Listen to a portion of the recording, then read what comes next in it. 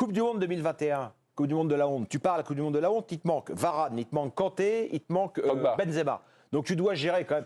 C'est pas rien de se priver de ces trois éléments-là pour un élément comme ça. Là, tu arrives et Pogba, voilà. Non mais donc tu dois le sélectionneur, il doit s'adapter. Là, il repart sur un Euro, premier match de l'Euro, ton meilleur joueur qui est déjà sur une jambe. Non mais Stéphane, tu peux pas dire ça.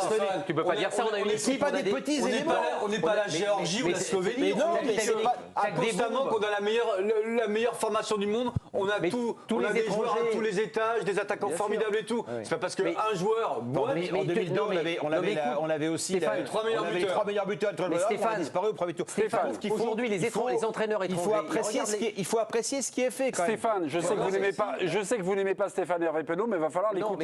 Tous les entraîneurs étrangers te disent, et rappelle-toi même avant la dernière Coupe du Monde, Mourinho disait, mais vu les joueurs qu'il y a l'équipe de France, pour moi ce sont les favoris, ils sont les favoris de la Coupe du Monde. Pourquoi ? Parce qu'il y a du monde partout. Le fait que Konaté soit pas là, on met Saliba qui fait une saison monstrueuse et il est monstrueux. C'est-à-dire qu'il y a des joueurs à tous les étages. Mais moi je suis pas pour critiquer, attention, l'histoire de c'est nul ce qu'on voit, et puis je suis même pas tellement d'accord même que les gens s'ennuient sur un canapé. Vous savez, les gens ils sont contents quand ça gagne. Regardez les Turcs, ils sont descendus dans la rue, ils auraient pu être à 10 et mettre le bus derrière, c'est exactement. Ils sont contents à la fin, mais pendant 90 minutes, tu sais pas si tu gagnes ou tu perds. Pendant 90 minutes, tu es devant ton écran et tu ne vois rien. C'est le néant le plus total. Mais n'exagérons pas non plus, mais si, on n'est pas dans le néant le plus total, faut pas exagérer. Un peu quand même, un peu. Je vais citer des grands auteurs. Lionel. C'est le néant parce que sur. Pardon, mais parce qu'il y a. En parlant de grands auteurs. Non, mais moi, ça m'énerve. Mais non, mais c'est pas le problème de ne chambre pas. Simplement, il y a un moment, quand tu vois. Ce qui est gênant, c'est que quand tu as Tchouaméni, qui sur, je sais pas, il a mis 5 frappes, n'est pas foutu d'encadrer une. Ouais.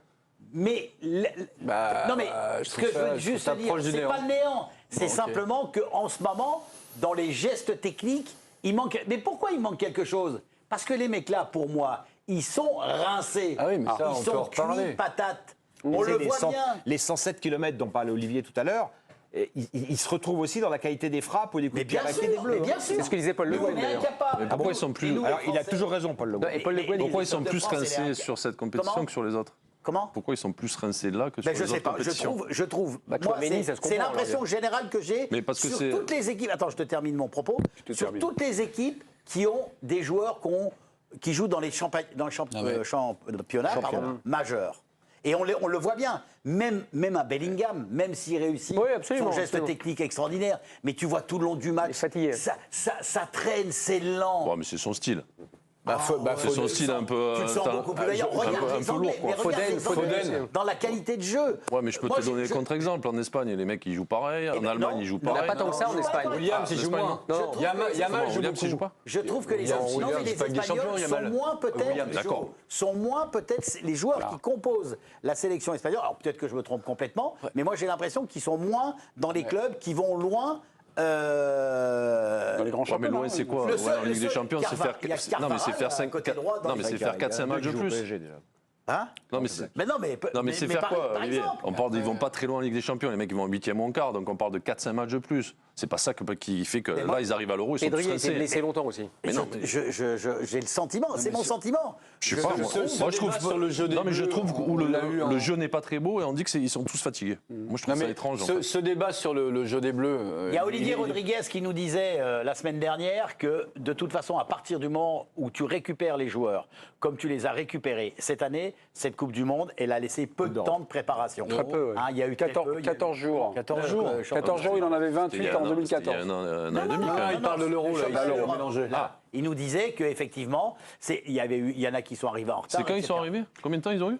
Ils ont eu 14 jours. 14 jours, il en avait 28 en 2014, c'est ce que disait Didier Deschamps. Qui sont blessés. Ouais, mais ils ont eu une pause après le championnat. Oui, mais très peu, très courte. Ils ont eu une semaine, 10 jours, non ? Écoute, avant de se retrouver. Je finis juste que il nous expliquait, et c'était vraiment très intéressant, que de toute façon, tu ne peux pas les remettre en forme. C'est pas possible. Ton laps de temps dans la préparation, il est trop court. Puisque de toute façon, rappelle-toi, ils ont refait un match amical le 3, 4, 5. à Metz, hein, le premier qu'ils ont fait à Metz. Ensuite, ils ont joué à Bordeaux. Ça a été très rapide. Donc, tout de suite, des efforts demandés. Donc, c'est pour ça. C'est le sentiment que j'ai. Et moi, je trouve qu'on le retrouve dans toutes les équipes, sauf les équipes je suis assez d'accord avec toi. comme peut-être la Turquie ou l'Autriche ce soir, où il y a. Parce que tu n'avais pas en Coupe du Monde avec une Coupe du Monde en cours de saison. Exactement. Et ça me surprend. Moi, franchement, je suis après, ce débat, ce débat sur le jeu, on l'a depuis une éternité.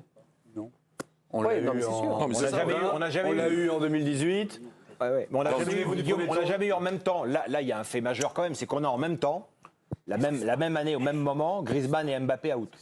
Pour des raisons différentes, etc. Mais ça, on ne l'avait pas eu. Ça, on l'avait pas. Oui, mais il faut on regarde le tableau. On a beau avoir le plus gros réservoir, etc., le potentiel, on n'a pas à ces postes-là de réservoir, visiblement. Il n'y a pas un milieu offensif dans la liste. Il n'y a pas un milieu offensif. Il y a Griezmann terminé. Il n'y a pas un milieu offensif dans la liste. La liste, c'est pas nous qui la faisons. Hein. Non, mais Jo, t'auras emmené qui comme milieu offensif? Qui te rend parce qu'on peut se dire ça. Moi, je me dis ça aussi, mais je dis quel milieu offensif tu emmènes? Non, mais tu pourrais te faire confiance à des mecs. Oui, mais qui? C'est une excellente question parce que moi, j'en vois pas. T'emmènes qui? Non, mais après, tu pourrais faire confiance à des mecs, aller en chercher, essayer de trouver. Tu vois, à un moment donné, il y avait Fekir qui était dans ce même esprit. Après, ça a été réglé, on n'en parlait plus. Et Fekir, il était là en 2018. Quand il méritait d'être là, il était là. S'il y avait eu un offensif. Il a été vite évacué, quoi. Non? Oui, mais il était dans la liste. Oui, mais tu cherches à avoir un mec qui ressemble à ce jeu-là, tu essaies de. Non? Oui, mais on ne le trouve pas là. Ce qui est intéressant, c'est qu'on ne trouve pas ce joueur-là.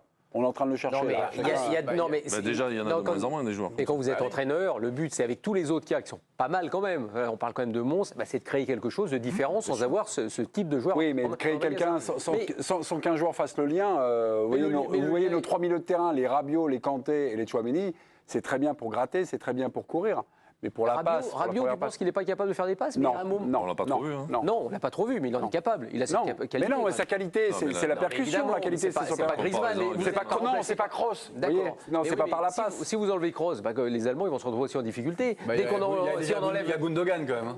Oui, mais qui ne jouera pas exactement au même poste. Et t'as quand même Florian Wirtz qui peut rentrer dans un match. On n'a qu'à former des joueurs aussi qui jouent au foot. Mes amis, c'est jeunes, on n'a pas besoin d'avoir des mecs physiques, compagnie, et que ça court partout. C'est une excellente question. Bien sûr, les mecs qui disparaissent. On n'a plus besoin en fait. Des mecs sur les côtés qui dribblent et qui vont très vite. Je préfère écourter le débat puisque dans quelques minutes, Joe Miko va nous annoncer qu'il revient sur sa carrière.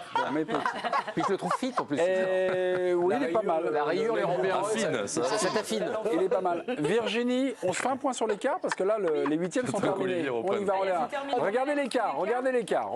Olivier, regardez l'écart. Dans la partie de tableau, c'est compliqué de parler ce soir. Dans la partie de tableau des Bleus, on a donc l'Espagne contre l'Allemagne et la France contre le Portugal. Et dans l'autre partie de tableau, on aura les Pays-Bas contre la Turquie et l'Angleterre contre la Suisse. Séphorine doit être ravi. Il doit. Pourquoi Le déséquilibre du tableau. Mais c'est à l'Angleterre, déjà pour eux. Il est slovène surtout, la Slovénie battue, il n'est pas ravi. Sa petite Slovénie. Il a la Turquie pour l'engouement populaire, c'est top, et l'Angleterre pour l'argent. Une finale France-Suisse, Guillaume. On l'attend, notre finale France-Suisse. Mais l'Angleterre, quand tu qualifies 6 troisièmes sur 8. Non, mais l'Angleterre, c'est ce qui, à mon avis, ça doit être le pays avec l'Allemagne qui va donner le plus d'argent pour les droits télé, non? Donc ils sont toujours très contents d'avoir les Anglais. Toujours.